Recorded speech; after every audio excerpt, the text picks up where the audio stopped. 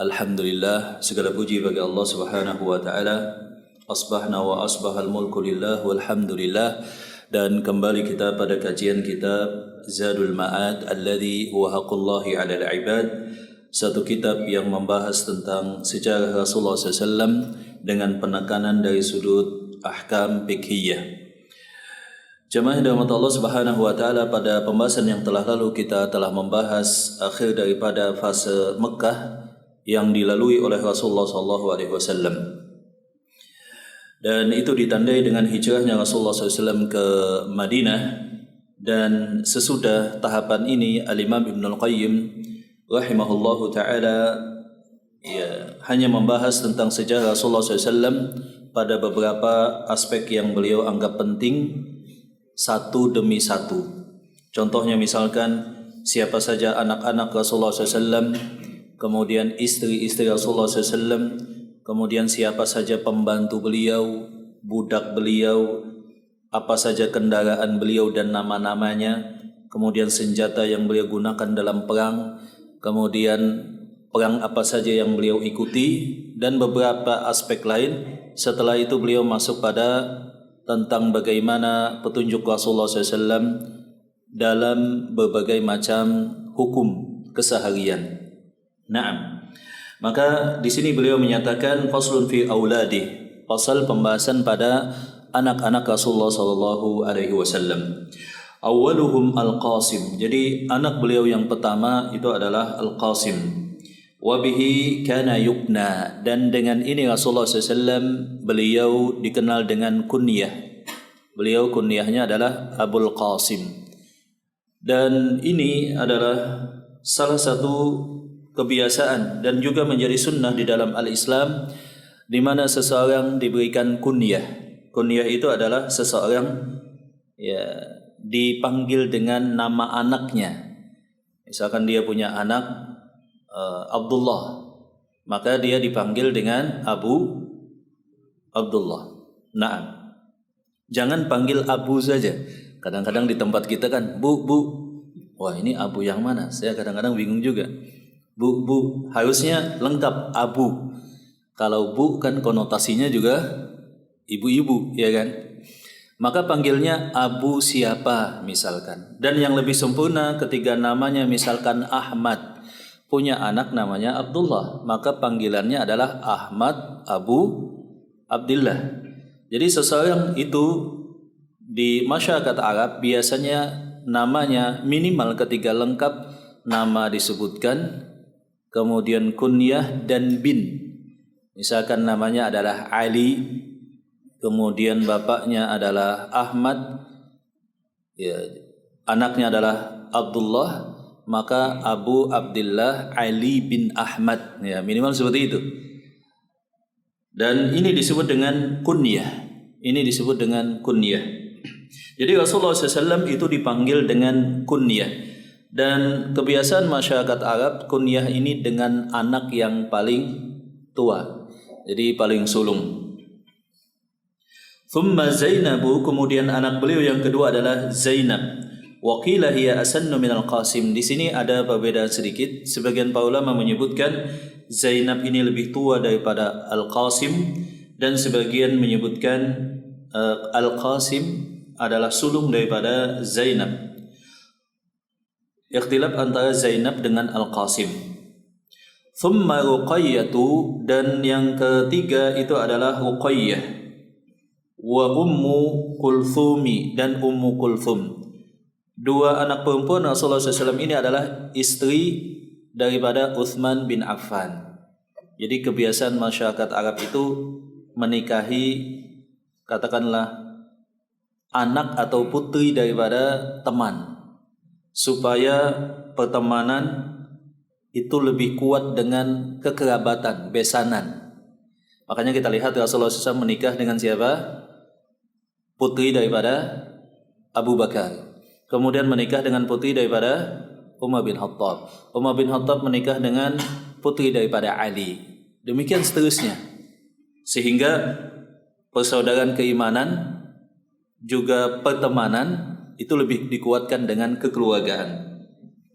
Wa Fatimatu dan juga Fatimah. Jadi Ruqayyah dan Ummu Kulthum ini menjadi istri daripada Utsman bin Affan radhiyallahu taala anhu. Ruqayyah duluan meninggal kalau saya tidak khilaf, kemudian Ummu Kulthum. Wa Fatimah dan Fatimah istri daripada Ali bin Abi Thalib. Wa qad qila fi kulli wahidatin minhunna innaha asannu min ukhtaiha.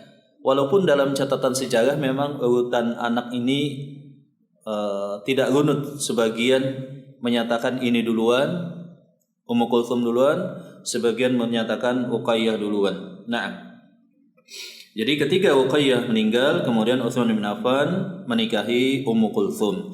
Sebab tidak boleh al-ijma' mengumpulkan di antara dua saudara kandung atau seseorang dengan bibinya, juga demikian tidak boleh. Innaha asannu min ukhtayha wa qad dzukira an Ibnu Abbas anna Ruqayyah asannu thalath wa Ummu Kulthum asgharuhunna. Dan diriwayatkan daripada Abdullah bin Abbas bahwa Ruqayyah itu adalah yang paling tua di antara tiga putri Rasulullah SAW. Jadi Ruqayyah dulu, Ummu Kulthum, kemudian Fatimah.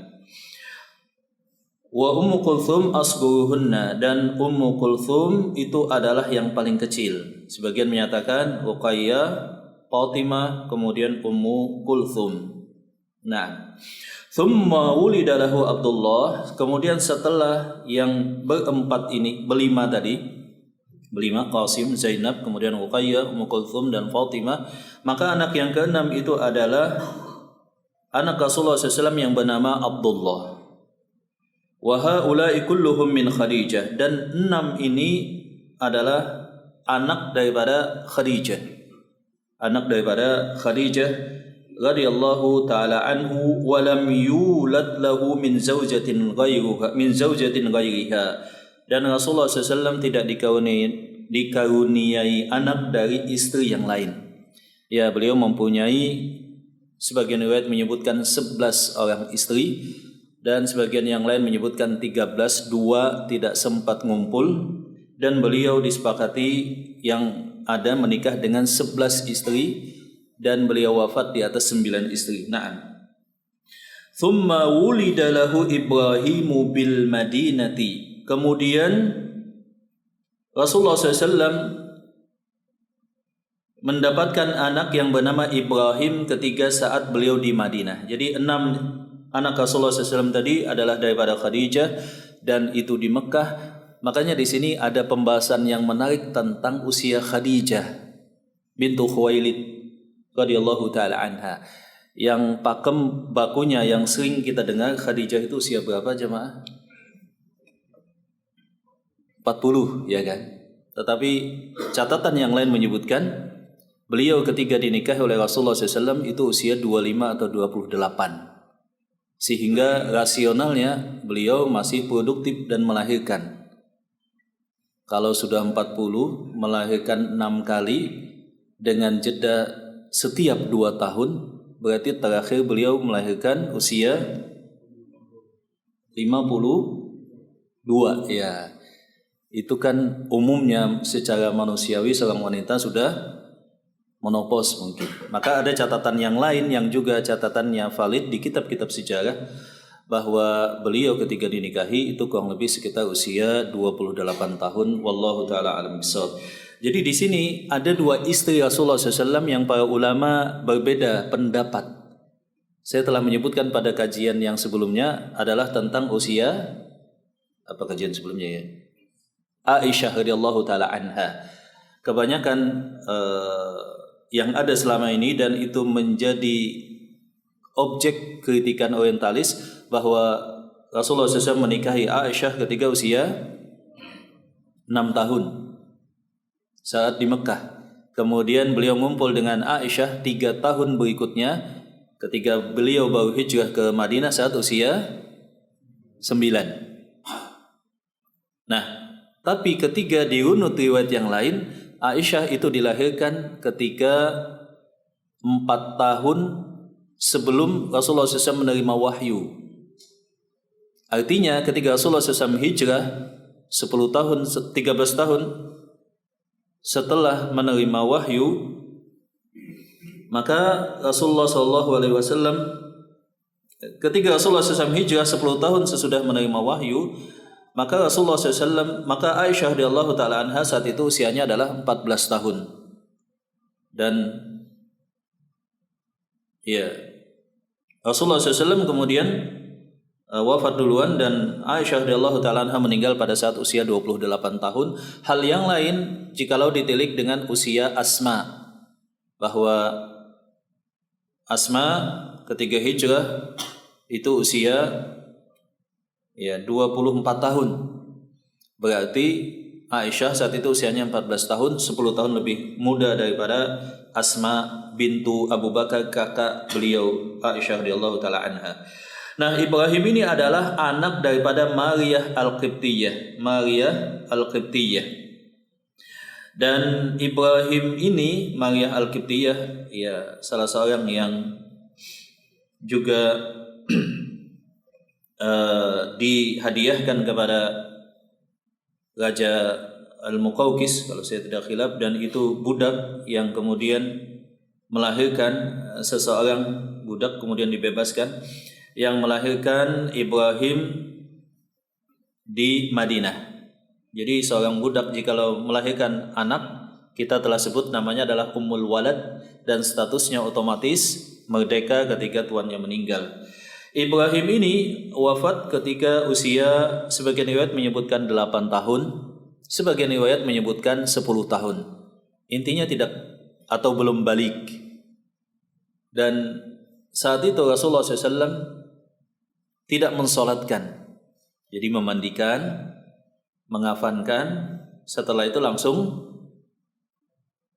memandikan, mengafankan, setelah itu langsung menguburkan. Maka kemudian para ulama membahasnya dari sudut fikih bahwa seorang anak yang belum balik jikalau wafat, semua ketentuan tetap diberlakukan, dikafankan, dimandikan, dikafankan, kemudian disolatkan dan dimakamkan. Hanya saja pada poin solat tidak wajib. Boleh disalatkan, boleh juga tidak. Dalilnya adalah ketika Ibrahim meninggal usia 8 tahun anak beliau, Rasulullah SAW tidak mensolatkan jenazah. Demikian. Jadi hal yang seperti ini sehingga tidak perlu menjadi kebingungan jamaah. Kadang-kadang kan mungkin ada orang ingin mengamalkan satu pendapat yang juga kuat, tapi karena masyarakat awam kemudian langsung kaget. Waduh, ini aliran mana lagi? Masa anak kecil meninggal nggak disolatkan? Padahal itulah yang dulu pernah dilakukan oleh Rasulullah SAW. Contoh yang lain misalkan, kadang-kadang karena ketidaktahuan menimbulkan persepsi negatif. Salat jenazah di tanah lapang. Salat jenazah di tanah lapang. Itu kan hal yang thabit dan biasa dilakukan oleh Rasulullah SAW. Tapi di zaman ini kalau kita mensolatkan jenazah di tanah lapang, masyarakat akan kebingungan. Wah, ini dari mana lagi? Nah, seperti itu. Ini berangkat dari ketidaktahuan. Nah, jemaah rahmat Allah Subhanahu wa taala, kemudian kita membahas siapa saja sih paman-paman Rasulullah SAW dan bibi-bibi beliau. Faminhum asadullahi, dan yang pertama paman Rasulullah SAW di antara paman-paman beliau itu adalah singa Allah Subhanahu wa taala, Asadullah, gelar beliau yang bernama Hamzah bin Abdul Muttalib. Rasulullah SAW Muhammad bin Abdullah bin Abdul Muttalib. Nah, Abdullah tadi mempunyai saudara-saudara. Nah, paman beliau atau saudara bapak beliau yang pertama itu adalah Hamzah bin Abdul Muttalib. Kemudian Al-Abbas, Abbas. Dua ini masuk ke dalam Islam. Yang lainnya kafir semua atau masih musyrik. Masih musyrik. Ya, sebelumnya tadi ada poin yang terlupa dari anak-anak Rasulullah SAW. Syiah menolak klaim bahwa Ruqayyah dan Ummu Kalthum adalah anak Rasulullah SAW. Jadi Syiah meyakini bahwa Ahlul Bait itu adalah Ali, karena menikah dengan siapa kemarin itu? Fatimah. Kalau menikah dengan anak Rasulullah SAW, toh juga Utsman menikah dengan siapa? Ruqayyah dan Ummu Kulthum. Tapi sebagian sejarah Syiah kemudian menulis buku-buku bahwa anak Rasulullah SAW yang perempuan hanya siapa? Fatimah, supaya menguatkan ya alibi mereka bahwa yang dimaksud dengan Ahlul Bait dari kalangan para sahabat itu hanya satu, yaitu Ali satu-satunya. Nah, ini adalah satu hal yang tentu saja adalah pengelabuan daripada sejarah yang dilakukan oleh Syiah. Faminhum Asadullah, yang pertama tadi adalah Hamzah bin Abdul Muttalib, yang kedua adalah Abbas. Abbas ini adalah bapak daripada Abdullah bin Abbas. Kemudian wa Abu Talib, dan Abu Talib. Kita kemarin telah menyebutkan bahwa Abu Talib ini meninggal di atas kekafiran, karena senantiasa diikuti oleh Abu Jahal. Abu Jahal menyatakan, wahai Abu Talib, apakah engkau tega beriman dengan agama baru keponakan engkau dan meninggalkan agama nenek moyang? Rasulullah SAW di sampingnya senantiasa mengajak, ya qul la ilaha illallah, katakan la ilaha illallah, aku akan membela engkau pada hari kiamat. Maka Abu Talib menyatakan, laula, sungguh seandainya bukan karena celaan kaumku, aku akan mengikuti agama engkau. Dan akhir kesudahan Abu Talib dalam hadis tersebut disebutkan di atas agama nenek moyangnya. Abu Talib, nama asli beliau adalah Abdul Manaf. Kemudian paman Rasulullah SAW yang lain adalah Abu Lahab, nama aslinya adalah Abdul Uzza. Yang lain adalah Zubair, kemudian Abdul Ka'bah, kemudian selanjutnya adalah Al-Muqawwim, kemudian Dirar dan Kutham, dan Al-Mughirah, dan Al-Ghaidaq atau namanya adalah Mus'ab. Adapun bibi beliau adalah Safiyah, ibu daripada Zubair bin Awam. Nah, Safiyah ibu daripada Zubair bin Awam. Wa Atikah, kemudian wa Barah dan Barah, wa Arwa, wa Umaymah, wa Ummu Hakim. Jadi kalau kita hitung, yang pertama anak Abdul Muttalib itu adalah Abdullah, kemudian Hamzah, kemudian Abbas, kemudian Abu Lahab, kemudian Zubair, kemudian Abdul Ka'bah, Al-Muqawwim, Dirar, Kutham, Mughirah, Al-Ghaidaq. Nah, 10 laki-laki. Karena itu waktu itu si Abdul Muttalib bernazar, jikalau mempunyai 10 anak laki-laki, maka satunya akan diapakan kemarin itu ya? Disembelih, dikorbankan. Adapun bibi Rasulullah SAW adalah Safiyah, ibu daripada Zubair bin Awam, Atikah, Barah, Arwa dan Umaymah. 5 bibi Rasulullah SAW, 6 ditambah dengan Ummu Hakim. Dan yang masuk ke dalam Islam hanyalah Safiyah Ummu Zubair. Walaupun sebagian riwayat menyebutkan Atikah, sebagian riwayat menyebutkan masuk ke dalam Islam, Atikah bintu Abdul Muttalib sebagian tidak. Ini adalah paman dan bibi Rasulullah SAW. Kemudian kita lanjut pada pembahasan selanjutnya adalah tentang faslun fi azwajihi sallallahu alaihi wasallam. Fasal pada istri-istri Rasulullah sallallahu alaihi wasallam. Awwaluhunna Khadijah bintu Khuwailid al-Quraisyiyah al-Asadiyah. Yang pertama adalah Khadijah bintu Khuwailid. Tazawwaja bihi qabla nubuwah, dinikahi oleh Rasulullah SAW ketika sebelum beliau diangkat menjadi nabi dan rasul. Saat itu para ulama sepakat usia Rasulullah SAW adalah 25 tahun. Adapun tentang Khadijah ada beberapa riwayat. Ada yang menyatakan 40 tahun tadi, ada yang menyatakan sekitar 28 tahun. Walam yatajawwaz 'alaiha hatta matat, dan Khadijah tidak pernah dinikahi oleh Rasulullah SAW wanita selain Khadijah sampai wafat. Jadi Rasulullah SAW tidak menikah lagi sampai Khadijah wafat pada tahun ke-7 nubuwah, 3 tahun sebelum hijrah. Wahiyallati azarathu ala nubuwah, dan Khadijah ini jasanya sangat luar biasa. Beliau berjasa dengan tenaga, pikiran, juga ikut diboykot kelaparan, dan beliau menghabiskan seluruh harta beliau sampai jatuh miskin, sampai habis semuanya. Wajahadat ma'ahu, dan berjihad bersama Rasulullah SAW dalam fase dakwah di Mekah. Wawasathu binafsiha wa maliha, dan Khadijah membantu Rasulullah SAW dengan dirinya dan juga hartanya. Ya, beliau kan janda kaya. Sebagian riwayat menyebutkan beliau adalah janda, sebagian riwayat menyebutkan beliau adalah gadis.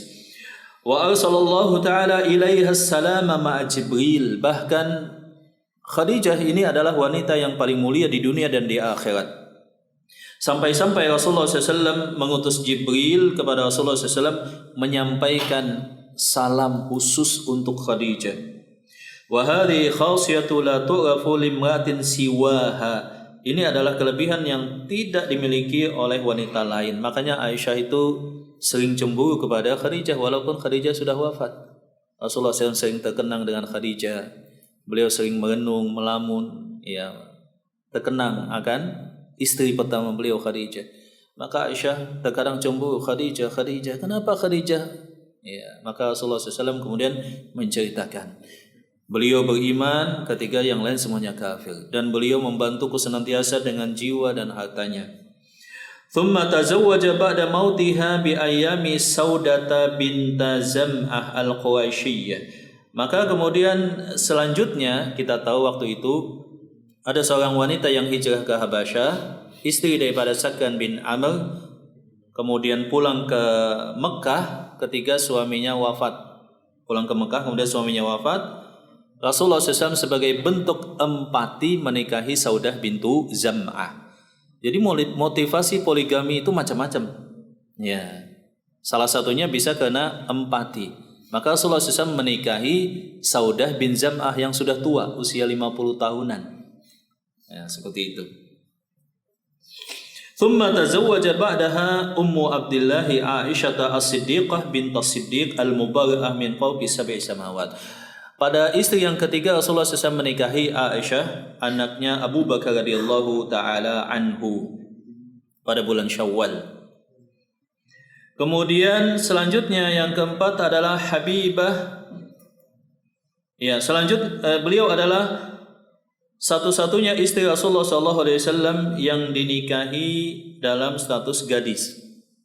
Ya. Aisyah binta Abi Bakr Siddiq. Aisyah anak daripada Abu Bakar radhiyallahu taala anhu, dan beliau bermimpi sebelumnya bahwa beliau didatangi oleh malaikat kemudian membawa seorang gadis, yakni Aisyah radhiyallahu taala anha. Kemudian malaikat berkata dalam mimpi beliau, hadhihi zaujatuk, ini adalah istri engkau. Tazawwaja biha fi Syawal wa umruha 6 sinin. Dinikahi pada bulan Syawal 3 tahun sebelum hijrah, dan saat itu beliau usianya 9 tahun dalam satu riwayat, dan riwayat-riwayat yang lain menyebutkan usia beliau saat itu ya adalah tadi 14 tahun. Walam yatajawwad bikran ghairaha, dan tidak ada yang dinikahi oleh Rasulullah SAW gadis melainkan Aisyah. Di sini maka kaum feminis kadang-kadang kan memberikan syubhat bahwa yang dinikahi oleh Rasulullah SAW itu semuanya janda. Pada narasi ini betul, yang dinikahi oleh Rasulullah SAW semuanya adalah janda. Yang gadis hanya satu, siapa? Aisyah. Tapi kalau disebutkan semua yang dinikahi oleh Rasulullah SAW janda yang sudah tua, nah ini salah jemaah. Sebab sebagiannya adalah masih muda. Seperti itu. Thumma tazawwaja Zainab binta Huzaimah. Kemudian Rasulullah SAW menikahi dengan Zainab bintu Huzaimah bintu Haris daripada Bani Hilal bin Amir. Dan kemudian Zainab bintu Huzaimah inilah yang wafat duluan sebelum Rasulullah SAW wafat. Jadi yang wafat sebelum Rasulullah SAW wafat itu adalah Khadijah dan Zainab bintu Huzaimah. Thumma tazawwaja Ummu Salamah. Kemudian Rasulullah SAW menikah dengan Ummu Salamah, Hindun bintu Abu Umayyah. Ummu Salamah ini adalah janda daripada Abu Salamah. Jadi ketika suaminya wafat, maka Rasulullah SAW takziah, kemudian mengajarkan satu doa, Allahumma juni fi musibati wa khlufli khairam min. Ya Allah, berikan pahala pada musibah yang menimpaku, kemudian gantilah yang telah hilang daripadaku dengan yang lebih baik. Maka diajarkan doa ini. Ummu Salamah kemudian merenung, siapakah yang lebih baik daripada Abu Salamah? Seorang suami yang sangat penyayang, kemudian perhatian, sangat lembut kepada keluarganya, menunaikan hak-hak istrinya. Ummu Salamah bingung. Tetapi ketika selesai masa iddah, ternyata yang meminang Ummu Salamah adalah Rasulullah Shallallahu Alaihi Wasallam. Jadi ketika seorang perempuan telah wafat, kita telah sebutkan itu berlaku masa iddah, yaitu 4 bulan 10 hari. Setelah itu baru boleh dipinang, Dan 4 bulan 10 hari tadi tidak boleh keluar rumah atau berhias. Selanjutnya, thumma tazawwaja Zainab bint Jahsy. Kemudian Rasulullah SAW menikah dengan Zainab bintu Jahsy. Dan ini adalah anak daripada paman beliau Umaymah. Zainab bintu Jahsy ini awalnya adalah istri daripada Zaid bin Harithah. Jadi Rasulullah SAW punya anak angkat namanya Zaid bin Harithah. Istrinya namanya adalah Zainab bintu Jahsy. Kemudian Rasulullah SAW mendapatkan wahyu, untuk menikah dengan Zainab bintu Jahsy. Maka Rasulullah SAW ketika Zainab bintu Jahsy bercerai dengan Zaid bin Harithah, Rasulullah SAW kemudian menikahi istri dari anak angkat beliau, yaitu Zaid bin Harithah. Kemudian beliau menikah dengan Juwairiyah bintu Al-Harith. Juwairiyah bintu Al-Harith ini adalah putri daripada Harith bin Abi Dirar. Ketika Rasulullah SAW memerangi Yahudi, Bani Quraidah, setelahnya beliau kemudian memerangi Bani Mustaliq. Pimpinan sukunya itu namanya adalah Harith bin Dirar. Punya seorang putri namanya adalah Juwairiyah. Aslinya bukan Juwairiyah. Juwairiyah ini adalah nama yang diberikan oleh Rasulullah SAW. Juwairiyah ini menjadi tawanan dari seorang sahabat yang bernama Thabit bin Qais. Kemudian Thabit bin Qais meminta tebusan. Maka Rasulullah SAW yang menebus Juwairiyah bintu Harith bin Dirar daripada Bani Mustaliq. Nah, selanjutnya adalah Rasulullah SAW menikah dengan Ummu Habibah, dan namanya adalah Ramlah bintu Abi Sufyan, sepupu daripada Utsman bin Affan. Selanjutnya Rasulullah SAW menikah dengan Safiyah bintu Huyai.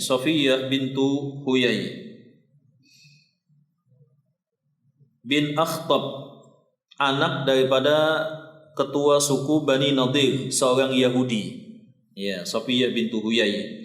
Kemudian Rasulullah SAW menikah dengan Maimunah bintu Al-Harith, dan ini adalah wanita terakhir yang dinikahi oleh Rasulullah SAW. Maimunah bintu Al-Harith. Wala khilafa annahu tufiya an tis'in, dan tidak ada perbedaan para ulama, Rasulullah SAW ketika wafat yang ditinggalkan beliau adalah 9 istri. Wa kana yaqsimu minhunna li thaman, dan Rasulullah SAW giliran malamnya 8 istri. Jadi yang meninggal duluan tadi ada 2, kemudian istri beliau berarti sisa 9, tapi beliau mempergilirkan malam atas 8. Kenapa 8? Sebab ada seorang istri yang sudah tua. Siapa tadi namanya? Saudah bintu Zam'ah. Sudah menopos juga. Beliau usianya saat dinikahi saja udah 50-an. Maka Saudah ini memberikan giliran malamnya untuk Aisyah. Dan ini seorang muslim bebas untuk giliran ini, apakah 1-1 ataukah 2-2 atau dengan hitungan yang lainnya, yang penting wajib adil. Dan yang disebut adalah malam, al-mabid. Mungkin saja sebagian kaum muslimin salah paham. Dia menikah istrinya 2, 1 malam 1 siang, sebab sembunyi-sembunyi. Seperti itu. Saya ketemu seperti itu. Padahal yang wajib adil tadi apa? Malamnya, jamaah, mabitnya. nginap malamnya, kecuali seorang istri ikhlas memberikan kepada istri yang lainnya. Wa awwalu nisa'ihi luhuqan bihi ba'da wafati Zainab bintu Jahsy. Ketika Rasulullah SAW wafat, yang pertama kali menyusul beliau wafat itu adalah Zainab bintu Jahsy pada tahun ke-20 Hijriah. Wa akhiruhunna mautan, dan yang paling akhir wafat adalah Ummu Salamah. Ummu Salamah pada tahun ke-62 Hijriah pada zaman kekhalifahan Bani Umayyah, yakni Khalifah Yazid. Ini istri-istri Rasulullah SAW jumlahnya ada 9. Maka di sini kita pahami bahwa ada kekhususan Rasulullah SAW ketika poligami, ta'addud. Yang pertama, beliau boleh lebih daripada 4. Selain budak tentu saja. Jadi dalam Islam memang budak itu boleh digauli. Dari mana budak didapat? Di dalam Islam ada satu sistem hukum. Ketika terjadi perang dengan bendera tauhid untuk jihad, maka musuh yang tertawan opsinya 3. Pertama, dijadikan budak. Yang kedua, kalau berbahaya, dianggap berbahaya oleh komandan pasukan, maka akan dibunuh laki-laki. Kalau berikutnya, kalau kaya dan mampu, biasanya diminta tebusan. Atau tambahan opsi keempat, setelah ditawan dibebaskan begitu saja. Mungkin demikian. Jadi tidak ada cara untuk mendapatkan budak kecuali kalau terjadi perang. Dan itu tradisi sebelum Islam memang. Kemudian Islam datang mengatur tentang bagaimana bergaul dengan budak. Wajibnya memberikan makanan yang layak, pakaian, tempat tinggal. Kemudian juga bahwa budak itu boleh dipergauli seperti istri. Kemudian berikutnya bahwa budak dimotivasi untuk dimerdekakan. Misalkan berhubungan di siang Ramadan, kafaratnya adalah memerdekakan budak. Kemudian dimotivasi memerdekakan budak itu pahala luar biasa. Lama-kelamaan budak ini habis. Jadi setelah beberapa ratus tahun dari awal dakwah Rasulullah SAW, maka kemudian di dalam Islam budak itu habis dengan sendirinya. Seperti itu. Nah, jamaah rahmat Allah SWT, kemudian beberapa pembantu Rasulullah SAW yang awalnya adalah budak kemudian dimerdekakan.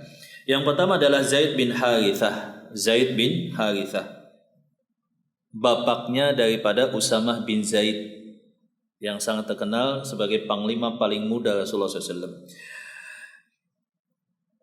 Yang kemudian dinikahkan dengan istri Rasulullah SAW yang bernama Zainab. Kemudian Zaid bin Harithah ini menikah kembali dengan Ummu Aiman dan melahirkan seorang anak yang bernama Usamah bin Zaid. Yang lainnya budak yang membantu Rasulullah SAW kemudian dimerdekakan oleh beliau adalah Aslam atau terkenal dengan kunyah Abu Rafi'. Yang lainnya adalah Thauban. Adapun budak perempuan yang membantu beliau kemudian terakhirnya beliau merdekakan adalah Salma dan Maimunah bintu Sa'ad. Kemudian pembantu-pembantu beliau, maksudnya orang yang berkhidmah, membaktikan waktu dan tenaga untuk Rasulullah SAW, bukan status budak. Yang pertama adalah Anas bin Malik. Jadi Anas bin Malik ini dari usia kecil memang oleh ibunya telah diserahkan kepada Rasulullah SAW untuk berkhidmah kepada Rasulullah SAW. Maka selain Abu Hurairah, selain Aisyah, Abu Hurairah meriwayatkan kurang lebih 7.000-an hadis, Aisyah 2.000-an hadis. Sahabat yang lain yang paling banyak meriwayatkan hadis adalah Anas bin Malik, sebab berkhidmah kepada Rasulullah SAW dari awal hijrahnya Rasulullah SAW sampai beliau wafat. Jadi luar biasa, 10 tahun Anas bin Malik ini standby di samping rumah Rasulullah SAW. Tidak pernah mendengar satupun kalimat teriakan dari Rasulullah SAW atau cacian atau makian. Bayangkan selama 10 tahun gak ada kalimat yang menunjukkan kemarahan dengan suara tinggi seperti itu. Wa kana ala hawaijih, dan Anas bin Malik ini senantiasa membantu Rasulullah SAW menunaikan kalau ada keperluan keseharian Rasulullah SAW.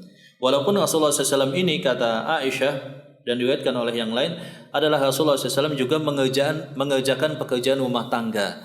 Beliau juga bahkan menjahit baju beliau yang robek. Tapi ada beberapa sahabat yang memang ingin kesehariannya standby membantu Rasulullah SAW. Yang lainnya Abdullah bin Mas'ud, beliau senantiasa singgap dan tanggap menyediakan sandal Rasulullah SAW. Abdullah bin Mas'ud. Tentu saja banyak motivasi di balik itu. Motivasi ingin membaktikan dirinya kepada Rasulullah SAW, motivasi mendapatkan pahala, dan motivasi ingin lebih dekat kepada Rasulullah SAW dan bisa meriwayatkan banyak hadis Rasulullah SAW. Beliau ini senantiasa sigap dan tanggap untuk menyediakan sandal dan siwaknya Rasulullah SAW. Yang lainnya adalah Uqbah bin Amir al-Juhani, yang biasanya senantiasa menyiapkan perbekalan Rasulullah SAW saat ketika safar. Yang lainnya adalah Asna bin Syuraik, juga di sahabat yang tanggap menyiapkan kebutuhan ketika beliau akan melakukan perjalanan jauh. Yang lainnya adalah Bilal bin Rabah, yang kita kenal sebagai muadzin Rasulullah SAW. Kemudian selanjutnya adalah Sa'ad. Keduanya adalah Bilal dan Sa'ad ini dua maula atau mantan budak yang dimerdekakan oleh Abu Bakar radhiyallahu taala anhu. Yang lainnya adalah Abu Dzar Al-Ghifari, Aiman bin Ubaid, dan Ummu Aiman, mantan budak yang dimerdekakan oleh Rasulullah SAW. Dan ada juga yang khusus pada sebagian momentum yang lain. Yang kita sebutkan tadi adalah yang memang fokus untuk membantu dan berkhidmat kepada Rasulullah SAW. Jadi para sahabat berlomba-lomba memang berkhidmat untuk Rasulullah SAW. Kemudian yang terakhir kita membahas pada kesempatan ini, jemaah rahmat Allah Subhanahu wa taala, tentang juru tulis. Jadi Rasulullah SAW itu ummi, tidak bisa membaca, tidak bisa menulis, sehingga hikmahnya ini mematahkan klaim Yahudi dan Nasrani yang menuduh Rasulullah SAW melakukan plagiat terhadap kitab suci. Rasulullah SAW tidak bisa membaca, beliau SAW juga tidak bisa menulis. Nah, juru tulis Rasulullah SAW ketika wahyu diturunkan, kemudian ketika menulis surat-surat ke wilayah yang lain, yang pertama adalah Abu Bakar radhiyallahu taala anhu, kemudian Umar bin Khattab, kemudian Utsman, kemudian Ali. Jadi 4 orang ini memang paling dekat kepada Rasulullah SAW dan juga kelak menjadi khalifah, dan keempatnya memang sering bertugas mencatat. Berikutnya adalah Zubair bin Awwam, kemudian Amir bin Fuhairah, kemudian Ubay bin Ka'ab, kemudian Amr bin As, kemudian Abdullah bin Arkam, Thabit bin Qais, Hanzalah, Mughirah, Syu'bah, Abdullah bin Rawahah, dan Khalid bin Khuwailid, Khalid bin Sa'id. Nah, ini adalah penulis-penulis Rasulullah SAW. Juga yang terkenal diantaranya adalah Muawiyah dan Zaid bin Thabit. Dua ini yang paling sering bertugas mencatat dari Rasulullah SAW, yakni Muawiyah bin Abu Sufyan, dan yang kedua adalah Zaid bin Thabit. Terutama juru tulis utama beliau itu adalah Zaid bin Thabit. Jadi ada Zaid bin Harithah, mantan budak Rasulullah SAW, anak angkat beliau. Ada juga namanya Zaid bin Thabit. Zaid bin Thabit tadilah juru tulis utama Rasulullah SAW. Kemudian yang kedua adalah Muawiyah, kemudian yang lain-lainnya. Nah, wallahu taala a'lam bishawab. Jamaah rahmat Allah Subhanahu wa taala, kemudian hal yang juga patut diperhatikan pada pembahasan istri-istri Rasulullah SAW, sebagaimana kita sebutkan tadi, adalah pertama tentang disyariatkannya ta'addud atau poligami. Ini walaupun dikritik oleh para orientalis, tetapi memang hal yang lazim di zaman dulu, poligami. Bahkan mayoritas para sahabat dominannya juga mereka melakukan ta'addud, melakukan poligami. Ya, maka ini adalah hal yang biasa. Dan di dalam Islam para ulama berbeda pendapat hukum asal pernikahan itu satu atau lebih. Sebagian para ulama menyatakan hukum asal pernikahan adalah satu. Yang lain itu adalah selanjutnya. Sebagian para ulama menyatakan kalau sanggup hukum asalnya tidak satu, tapi dimotivasi lebih daripada satu. Nah, di zaman dulu mungkin saja populasi yang banyak itu sebagai beban ekonomi. Kalau kita lihat ya kan, dianggap sebagai beban ekonomi. Makanya pemerintah juga biasanya menggencarkan satu program pemerintah yang namanya adalah KB. KB itu cukup satu istri dan cukup 2 anak. Walaupun satu istri nggak disebutkan ya, tapi dalam praktik undang-undang ASN kalau nggak usah disebutkan satu istri, anak cukup 2. Hal ini sebetulnya tidak tepat kalau dikaji dari sudut Islam. Sebab Islam itu menekankan anak yang banyak dengan kualitas yang baik kalau bisa. Anak yang banyak tapi terdidik dengan kualitas unggulan. Salah satu krisis saat ini, contohnya di Korea Selatan, di Jepang, Singapura, itu adalah sedikitnya tingkat kelahiran. Dan itu merisaukan sampai pemerintah di Jepang, di Korea, di Singapura memberikan insentif dan tunjangan bagi yang mau nikah. Jadi dikasih tunjangan, Pak. Kemudian insentif bagi yang punya anak. Dan dimotivasi masyarakatnya supaya menikah dan punya anak, kalau bisa dibanyakin anaknya.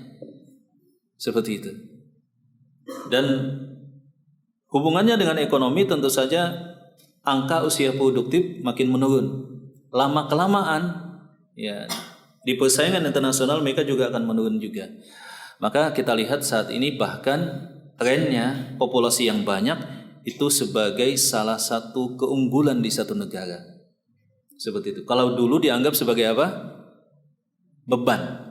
Kalau saat ini populasi yang banyak dengan usia produktif itu adalah pasar untuk memasarkan produk dan tenaga kerja yang itu akan menggerakkan roda ekonomi dan menjadikan negara maju.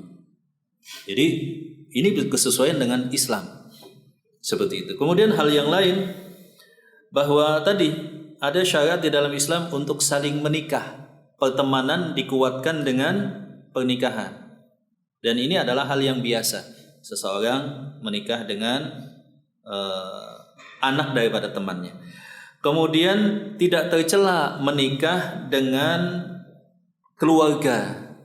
Sebagaimana Rasulullah SAW tadi.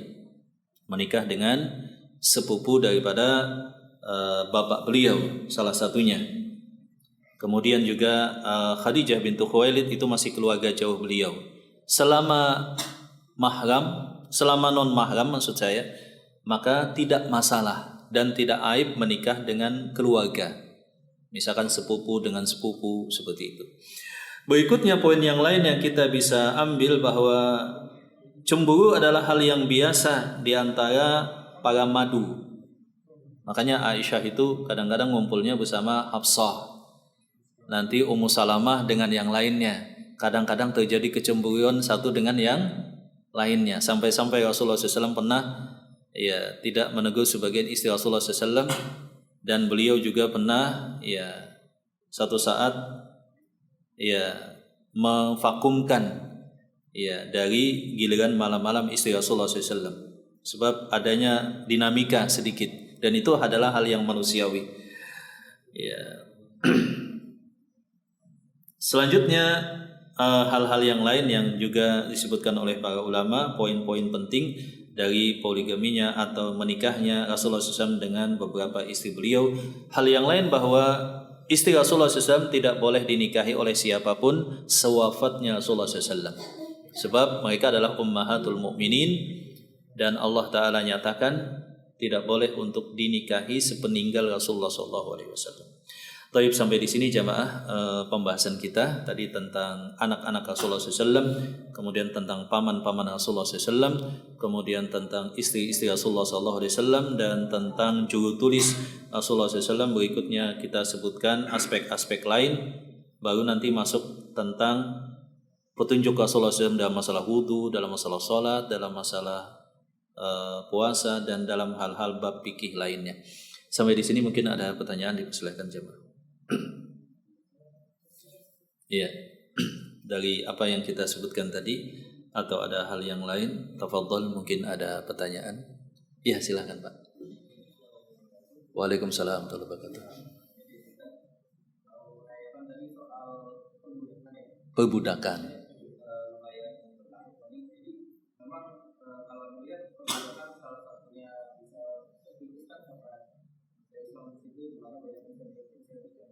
Betul. Iya.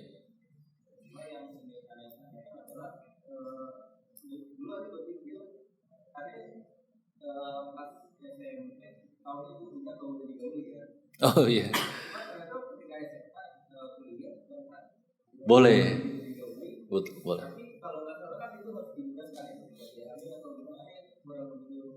Dia menjadi merdeka otomatis kalau ada anak dari pergaulan dengan tuannya, kemudian tuannya wafat. Iya.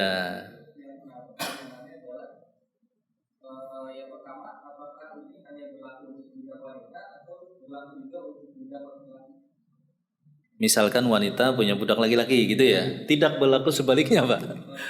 Tidak berlaku sebaliknya, sebab ini berhubungan dengan jalur nasab begitu ya, dan hal-hal yang lain. Jadi tidak boleh misalkan seorang wanita beli budak laki-laki kemudian diperlakukan seperti suami, enggak boleh.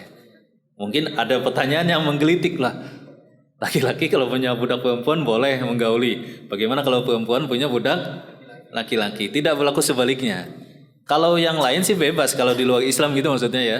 Tapi kalau dalam Islam hanya digariskan yang boleh hanya budak perempuan. Nah, budak perempuan tadi pun diberikan dua pilihan, dinikahi, ya dimerdekakan kemudian dinikahi, atau boleh digauli saja. Anak daripada budak yang digauli tuannya itu statusnya juga merdeka. Statusnya merdeka jamaah, bukan budak lagi. Nasabnya tetap kepada ayah, sebab lewat pernikahan yang lewat hubungan yang halal. Lewat hubungan yang halal. Makanya ada di dalam hadis Umar bin Khattab ketika Jibril bertanya iman, Islam, terakhirnya itu Jibril bertanya tentang apa? Wahai Muhammad, beritahukan kepadaku tanda-tanda hari kiamat. Itu kan salah satunya antalidal amatu rabbataha wa antaral hufatal urata yatatawaluna fil bunyan. Engkau akan melihat banyaknya budak yang melahirkan tuannya dan banyaknya OKB, orang kaya baru. Dulu penggembala kambing kemudian berlomba-lomba meninggikan gedung. Makanya kota yang paling banyak gedung tingginya kan saat ini di Arab juga gitu Pak ya, di Dubai atau Abu Dhabi. Nah, banyaknya budak yang melahirkan tuannya. Ini maknanya dua di kalangan para ulama. Pendapat yang pertama menyatakan, oh banyaknya anak yang durhaka sehingga memperlakukan orang tuanya seperti budak. Ya, anaknya enak-enak, orang tuanya yang dulu yang capek, anaknya yang menikmati gitu ya. Bahkan anaknya merepotkan terus kepada orang tuanya. Penafsiran yang sahih adalah banyaknya budak kaum muslimin. Maksudnya kaum muslimin menang dalam perang. Kan banyak tuh tawanan.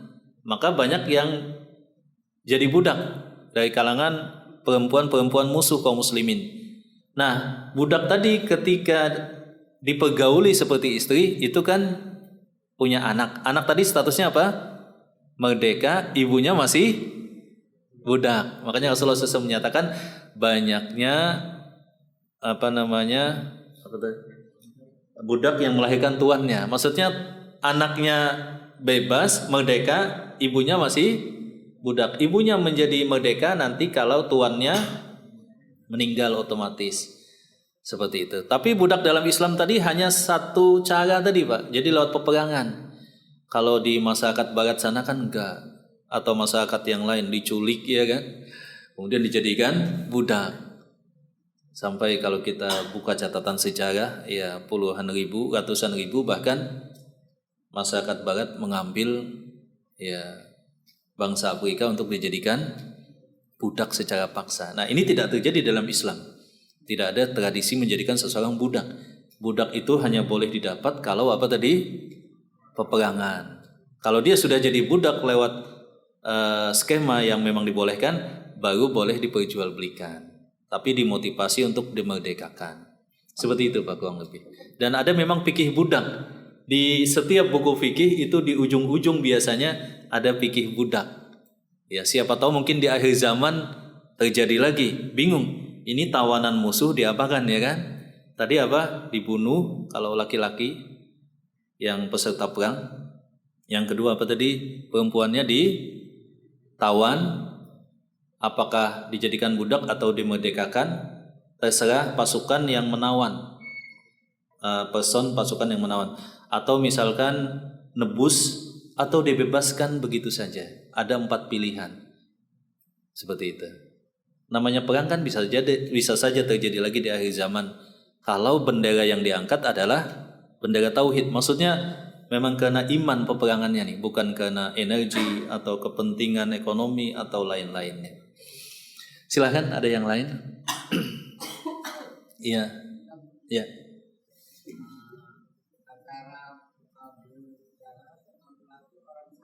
Beda Pak. Saya kadang-kadang ketukar-tukar juga. Abu Lahab pamannya Rasulullah SAW, namanya Abdul Uzza. Abu Lahab bin Abdul Muttalib.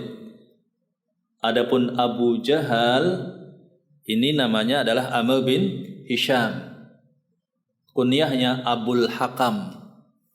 Punya anak namanya Hakam. Tapi dia punya gelar unik namanya Abul Hakim, bapak yang bijaksana. Sebab Abu Jahal di zaman dulu itu terkenal dengan kebijaksanaannya. Tapi ketika dia memusuhi Rasulullah SAW, dia terkenal dengan nama Abu Jahal sampai hari kiamat. Dulunya bukan Abu Jahal Pak terkenalnya. Dulunya Abul Hakam atau Abul Hakim, bapak kebijaksanaan. Ya, bukan punya anak Hakam atau Hakim afwan, tapi karena dia bijaksana. Dia adalah pemimpin setiap kali ada pertemuan musyawarah petinggi-petinggi suku Quraisy di Darun Nadwah, ada majelis khusus suku Quraisy. Nah, pimpinan rapatnya itu secara aklamasi memang bertahun-tahun itu adalah Abu Jahal, sebab terkenal dengan kebijaksanaannya. Dan karena kebijaksanaannya lah dia kemudian ya senantiasa memberikan arahan bahwa persatuan ini penting. Dakwahnya Nabi Muhammad ini bisa memecah belah persatuan. Persatuan di atas segala-galanya. Nah, dengan inilah kemudian kaum Quraisy bersatu untuk memusuhi Rasulullah SAW dengan 2 alasan rasional. Yang pertama, kita harus menjaga tradisi nenek moyang. Yang kedua adalah persatuan di atas segala-galanya. Makanya ketika ada dakwah Islam datang, valid itu ajaran Islam, sahih itu adalah ajaran Islam, kemudian ditolak dengan alasan ini bertentangan dengan nenek moyang, ini bertentangan dengan persatuan atau lain semisalnya. Nah, hati-hati. Itu berarti ya satu perahmen yang zaman dulu Quraisy lakukan, rasionalitas yang sama terulang di zaman ini. Seperti itu. Ya, silakan mungkin ada yang lain? Sudah ya? Ya.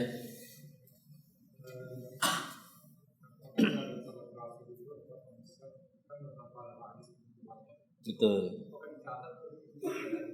Ya, sebagian sahabat Rasulullah SAW yang menghafal hadis itu mencatat, sebagian berdasarkan hafalan. Dan di zaman dulu itu hafalan para ulama luar biasa memang Pak. Sangat berbeda dengan di zaman ini. Bayangkan Imam Ahmad bin Hambal itu beliau katakan, aku menghafal 1 juta redaksi ucapan dari Rasulullah SAW. Di dalamnya ada yang sahih, ada yang hasan, ada yang lemah. Totalnya yang ada di hafalanku itu adalah 1 juta. Bayangkan jemaah, itu kan seperti superkomputer yang luar biasa. Kita saja mungkin 1-2 hadis kebolak-balik ya kan. Tapi ulama zaman dulu, Masya Allah. Imam Bukhari pernah dites 40 hadis beserta redaksi hadisnya. Nama pelapor beritanya itu kan di atas Imam Bukhari kadang ada 4, 5 atau 6. Pelapor beritanya dibolak-balik, redaksi hadisnya diubah-ubah, 40 tadi dibacakan, semuanya di mix dulu. Setelah itu dikasihkan ke siapa namanya, diperdengarkan kepada Imam Bukhari, kemudian Imam Bukhari merunut ulang, membetulkan dari 1 sampai ke 40. Imam Syafi'i kita tahu riwayat yang masyhur dari beliau, ketika membaca satu buku yang lain terpaksa ditutup. Saking, dan di zaman ini kalau kita lihat di Saudi itu kan masih ada Pak perlombaan hafal Al-Quran, di Indonesia juga ada ya kan. Tapi uniknya di Saudi itu perlombaan menghafal kitab hadis. Menghafal kitab hadis itu kan luar biasa. Ada beberapa anak muda Saudi, bahkan anak kecil, itu menghafal semua kitab hadis. Ya, meja ini mungkin gak muat Pak naruh bukunya. Dia hafal semuanya. Masya Allah. Kalau kita lihat lomba-lomba hafal hadis di Saudi itu, dibolak-balik, kemudian diacak, kemudian ditanyakan, hafal di luar kepala beserta namanya dari sahabat tabi'in sampai kepada yang terakhir. Luar biasa memang. Jadi memang sebagian orang diberikan kecerdasan terutama di zaman dulu untuk menghafal. Dan Imam Syafi'i pernah 1 kali terganggu hafalannya sedikit, datang kepada gurunya Waqi', dan Imam Syafi'i menyatakan, syakartu ila Waqi'in an su'i hafzi. Aku suatu saat pernah lemah hafalan dan aku datang kepada Waqi' meminta nasihat. Fa arsyadani ila takil ma'asi. Maka guruku menasihati aku, tinggalkan semua maksiat besar atau kecil. Ya. Fa innal ilma nurun, sesungguhnya ilmu itu cahaya. Dan cahaya ini la yuhdalil asi, tidak mungkin diberikan bisa dihafal oleh orang yang senang maksiat. Sebagian riwayat menyebutkan bahwa Rasulullah SAW pindah dari Baghdad ke Mesir, maka ada pendapat baru, pendapat lama. Itu karena beliau melihat bahwa sudah ada fenomena kaum muslimin yang memainkan musik di tempat beliau. Maka beliau terganggu dengan itu, pindah. Ya, ada juga ulama yang pindah dari satu kota ke kota lain sebab sudah terlihat betis-betis wanita. Wah, seperti itu. Jadi kan, wah hilang ini hafalan. Sebagian ustadz pun ketika muda, ketika di Arab sana, Pak, hafalannya banyak. Masya Allah. Ya, termasuk saya juga hafalannya sedikit, tapi dibanding saat ini dengan zaman dulu, ya banyakkan zaman dulu otomatis ya kan.